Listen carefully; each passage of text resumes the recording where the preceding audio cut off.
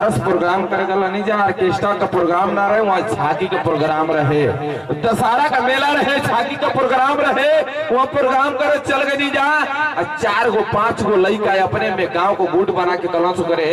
फलाना जगह चलल जी आज नाच आला तो एगो कहता बस चलत रही नाच ना आला रामलीला होता तो एगो कहता रामलीला हो तो उनमें कौन मजा आई रे तैयार कतरवा नहीं कहता कि सर तू ना जाना तो जो सीता बनेला उ लवंडा जौन सीता बनेला लवंडा 4-5 लड़का गुट बना के चल जाओ सो नाच देखे आगे बढ़ गिलो सो अदम सीन चलत हिया वहाँ सीन का चलत रहे कि रावण सीता जी का हरण करके लेके चल गए और राम जी सीता जी के वियोग में रोवत सीते सीते तुम कहाँ हो सीते अलकतरवा की दिमागवा में ये बतिया रहे कि जरावा सरवा जो सीता बनल है वो लवंडा जो सीता बना ले लवंडा। फिर से एक बार राम जी कहत सीते सीते तुम कहाँ हो सीते कलकतरवा कहते कि सरवा मानी ना का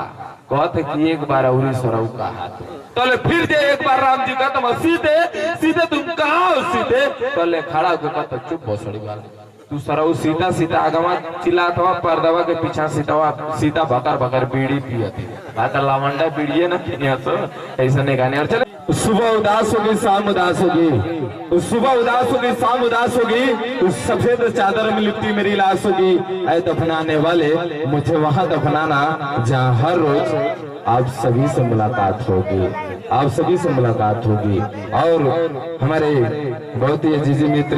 इनकी जो छोटी बेबी एंड श्रेयांश इन दोनों बाबू की तरफ से 501 रुपये पुरस्कार मिला। एक बार ताली बजा के स्वागत कर दीजिए हमारे सभी कलाकारों के लिए मिला है। और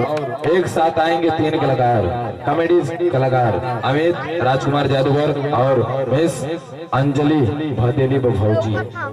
गौर करेंगे भदेली बभौजी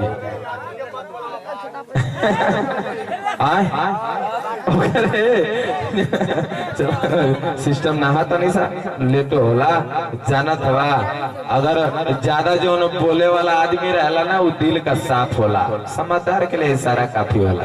इनका बतिये नहीं कितने गोयल गुजरल काम खत्म है। ये परिंदा से लेके मऊ से लेके कुल कहीं कहीं रहे हम जाना था ना बाड़ी हम हमें कहीं दूसरी और कनाई और चलेंगे बताए कॉमेडी गीत को लेकरेंगे। चलिए क्या बात है आएंगे क्या बात है अवसर भैया आवा आवा आवा। हाँ नंबर लगल क्या बात है हाँ हाँ हाँ क्या बात है। हाँ तनी भैया 10 रुपया देला आलो 10-20 के और 1-2 रुपया मार के मुँह मार के फेंक डालो हमारे मुँह